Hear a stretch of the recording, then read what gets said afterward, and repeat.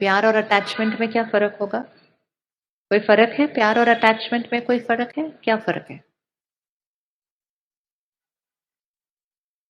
For example, दो बच्चे attached पैदा हुए हैं, जुड़े हुए पैदा हो जाते हैं ना कई बार दो बच्चे जुड़े हुए। तो जीवन कैसी होती है? इकट्ठे बैठना, इकट्ठे उठना, इकट्ठे चलना, सब कुछ इकट्ठे इकट्ठे इकट्ठे करना। कंफर्टेबल? जीवन कंफर्टेबल? कितना अच्छा है, कभी अलग ही नहीं होते। कंफर्टेबल? नॉट कंफर्टेबल, ये अटैच्ड है।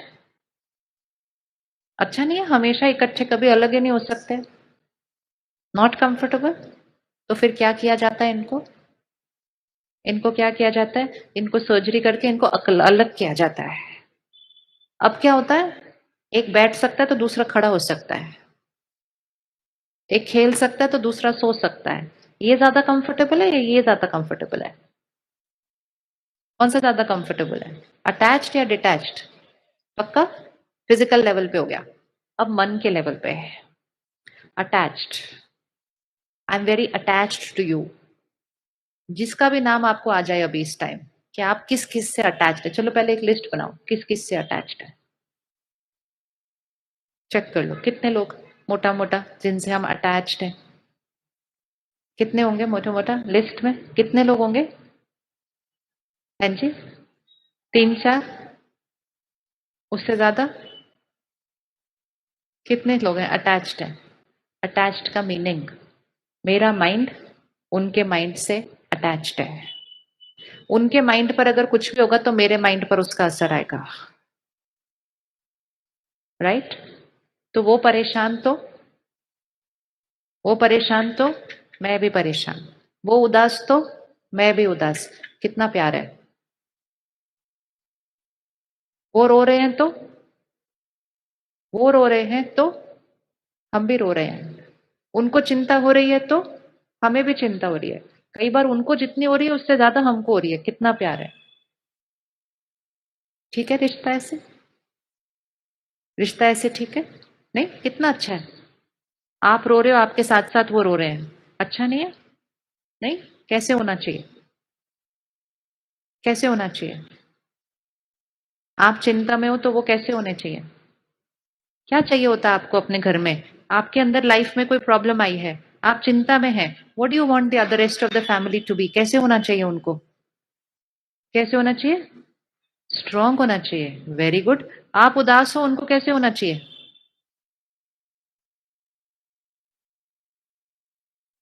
आप गुस्सा कर रहे हो, उनको कैसे होना चाहिए? अगर ऐसा चाहिए तो फिर डिटैच्ड होना पड़ेगा। चार लोग हैं, इकट्ठे वॉक करते हुए जा रहे थे सामने वाली सड़क पर। पूरा फैमिली था, अच्छे से हाथ पकड़ पकड़ के चल रहे थे इकट्ठे। सामने एक गड्ढा आया, एक गिरा, बाकी तीन को क्या करना था?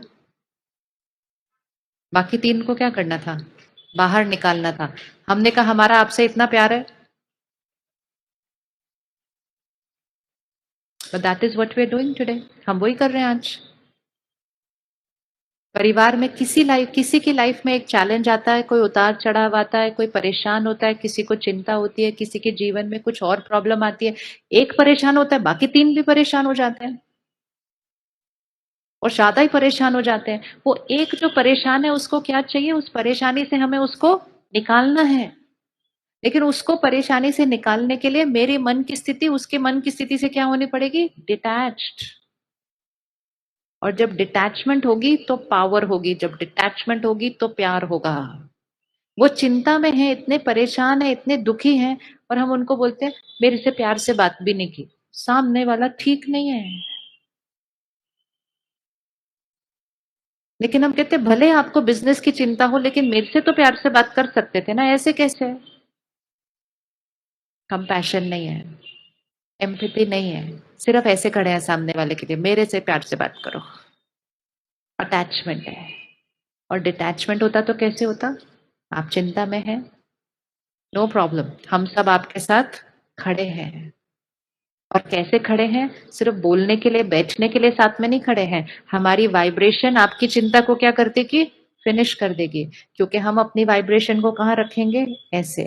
तो अगर घर में एक की एनर्जी डाउन जाती है तो बाकियों की एनर्जी क्या होनी चाहिए, अप जानी चाहिए, तब हम परिवार हैं।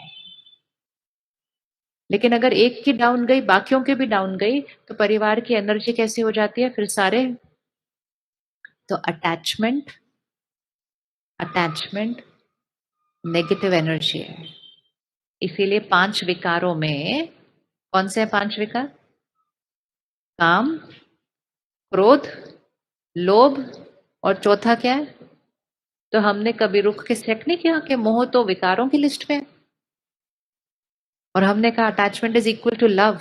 Attachment not equal to love. Love is love, attachment is attachment. Love मतलब आप दर्द में हैं, हम ठीक हैं, आप कैसा भी बिहेव करो हम बिल्कुल ठीक हैं, हम आपको पावर देंगे, दिस इज लव। लव मतलब मुझे क्या चाहिए वो इंपॉर्टेंट नहीं है, आपको किस चीज की जरूरत है वो मुझे आपको देना है, दिस इज लव। लव मतलब वो मेरा संस्कार है एंड आई गिव। अटैचमेंट मतलब my mind is dependent on your mind, आपके साथ जो होगा वो मेरी स्थिति पर हिलेगा, ऐसे है। अटैचमेंट हमारे जीवन को बहुत ज्यादा मुश्किल बना देता है, क्योंकि हमारा मन पता नहीं कितने लोगों के मन के साथ जुड़ जाता है, और वहां जो होता है वो हमारे यहाँ भी होने लग जाता है। और तब हम एक दूसरे के साथ होने की जगह एक दूसरे के जैसे क्या होने लग जाते हैं, इकट्ठे। तो डिटैच्ड कैसे होना है वो तो सेकंड प्रोसेस है, लेकिन इंपॉर्टेंट ये है पता होना कि detachment is normal, attachment is depletion, expectation is depletion, acceptance is normal. तो हमने क्या किया, आज बहुत सारी इक्वेशंस को ही क्या कर दिया है, ऑपोजिट कर दिया है। और रॉन्ग इमोशन को नॉर्मल बोलेंगे तो रॉन्ग इमोशन को ही क्या करते जाएंगे, और क्रिएट करते जाएंगे। तो अगर घर में किसी के अंदर माइंड की स्थिति डाउन है, उदास है, परेशान है, हम सबको कैसे रखना चाहिए घर को, हमें घर को कैसे रखना चाहिए? हो सकता है ना बच्चे की पढ़ाई में कोई प्रॉब्लम है, किसी के रिश्ते में कोई प्रॉब्लम है, किसी के बिजनेस में कोई प्रॉब्लम है। घर में प्रॉब्लम एक के पास ही आती है सिर्फ। अगर बाकी 4-5 लोग ऐसे पावर रखें, वो एक भी क्या हो जाएगा, निकल आ जाएगा गड्ढे से बाहर। नहीं तो हम तो सारे इकट्ठे चले जाते हैं नीचे।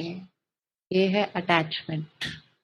तो अटैचमेंट से दर्द बढ़ता है, एक्सपेक्टेशन से दर्द बढ़ता है, और वो हमारे सिंपल सिंपल रिश्तों को क्या बना देता है, कॉम्प्लिकेटेड बनाता है। क्योंकि हम ऐसे होते हैं, एक्सपेक्टेशन और अटैचमेंट मतलब ऐसे खड़े रहना, और एक्सेप्टेंस एंड डिटैचमेंट मतलब कैसे खड़े होना, ऐसे खड़े होना।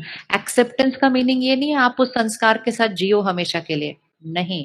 एक्सेप्टेंस मतलब मैं आपके संस्कार को समझती हूँ, मैं आपके संस्कार को क्रिटिसाइज नहीं करती, कंपेयर नहीं करती, मजाक नहीं उड़ाती।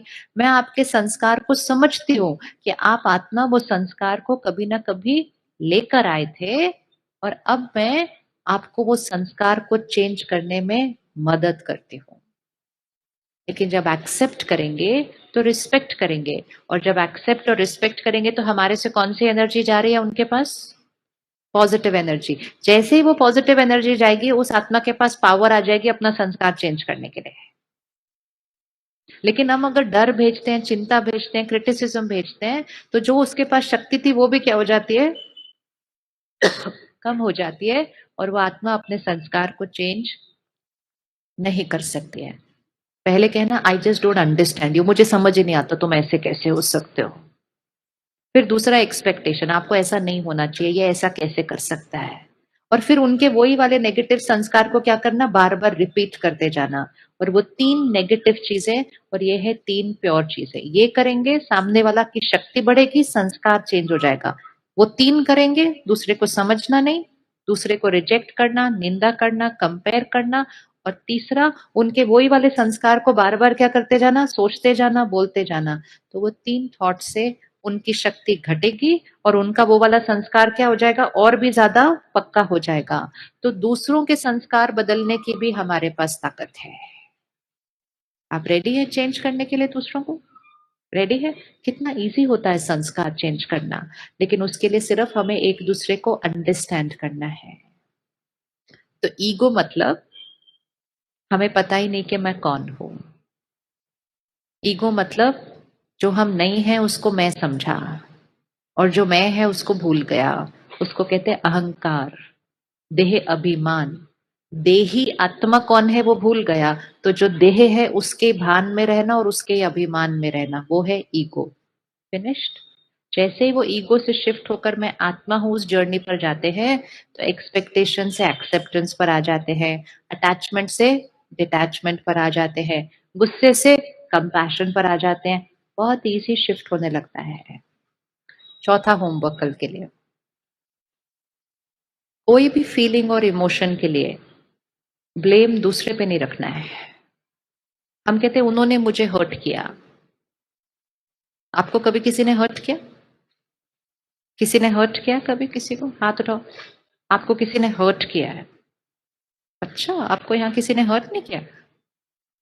किसी ने हर्ट नहीं किया आपको कभी भी? हाँ जी, किया या नहीं किया है? किया। अब उस सीन को सामने लेकर आना। किसी ने हर्ट किया, किसी ने इंसल्ट की, हमने बहुत समय से वो बातें पकड़ के रखे हुए हैं। एक चीज याद रखना, मैं आत्मा एक सेकंड में शरीर छोड़ूंगी, वो मेरे साथ जाने वाले नहीं है। उन्होंने जो किया वो भी मेरे साथ जाने वाला नहीं है, लेकिन जो हर्ट यहाँ रिकॉर्ड हो गया वो मेरे साथ जाने वाली है, और वो आगे जाके और भी कॉम्प्लिकेटेड क्रिएट कर देगी मेरे अंदर। तो सबसे पहले मुझे उस हर्ट को रिलीज करना है, उसको चेंज करना है, और जो बातें पकड़ के रखे हैं उनको आज डिलीट बटन बता के निकालना है वहां से, क्योंकि यहाँ पकड़ के रखी हुई बातें मुझ आत्मा की शक्ति को क्या करती जाती है, नीचे लाती जाती है, मेरे रिश्तों को वो कमजोर बनाती है, क्योंकि मैं खुद कमजोर हो गई हूँ। लेकिन हम कहते क्या करें, मैं क्षमा नहीं कर सकती, मैं उस बात को नहीं भूल सकती हूँ। हम इसलिए नहीं क्षमा कर सकते, हम इसलिए नहीं भूल सकते, क्योंकि हम उनको ब्लेम कर रहे हैं अपने दर्द के लिए। अब उस सीन को लेकर आइए, ये वो, ये मैं, ठीक है? लेफ्ट हैंड वो, राइट हैंड मैं। उन्होंने उस दिन कुछ किया, वो सीन को सामने लेकर आइए। उन्होंने क्या किया, क्या बोला, कैसे बोला, क्या गलत किया, कितना गलत किया, बहुत गलत किया, सब कुछ किया। कहाँ किया? यहाँ किया। वो यहाँ से खड़े होकर चिल्ला सकते हैं, झूठ बोल सकते हैं, धोखा दे सकते हैं, सब कुछ कर सकते हैं, एक्सप्लॉइट भी कर सकते हैं, यहाँ तक कि हमारे शरीर को भी मार सकते हैं। लेकिन क्या वो मेरे मन में घुस करके मेरी थॉट्स को क्रिएट कर सकते हैं? यस और नो? क्या कोई हमारे माइंड में घुस करके हमारी थॉट्स क्रिएट कर सकता है? पक्का बताओ, पक्का? वो क्या कर सकते हैं और हम क्या कर सकते हैं, ये पावर बहुत क्लियर होनी चाहिए। वो क्या कर सकते हैं, यहाँ खड़े होके गलत बोल सकते हैं, झूठ बोल सकते हैं, धोखा दे सकते हैं, मेरे सामने गलत बोल सकते हैं, मेरे पीठ पीछे गलत बोल सकते हैं, सारी दुनिया को मेरे बारे में गलत बोल सकते हैं, वो सब कुछ कर सकते हैं। लेकिन क्या वो मेरे माइंड में घुस के मेरी थॉट्स क्रिएट कर सकते हैं? पक्का? एनीबडी फील्स के लोग मेरे माइंड में घुस के मेरी थॉट्स क्रिएट कर सकते हैं? नहीं। तो यहाँ जो दर्द क्रिएट हुआ, जब उन्होंने ऐसा किया, यहाँ जो दर्द क्रिएट हुआ, वो किसने क्रिएट किया? वो किसने क्रिएट किया? क्योंकि दर्द तो बहुत जोर से हुआ था, बट वो दर्द किसने क्रिएट किया? किसने क्रिएट किया? किसने क्रिएट किया? जो उन्होंने किया, उसके बारे में मैंने कैसा सोचा, फिर उन्होंने जो मेरे साथ किया उसके बारे में मैंने अपने बारे में कैसा सोचा, और जैसा मैंने सोचा वहां दर्द क्रिएट होना शुरू हो गया।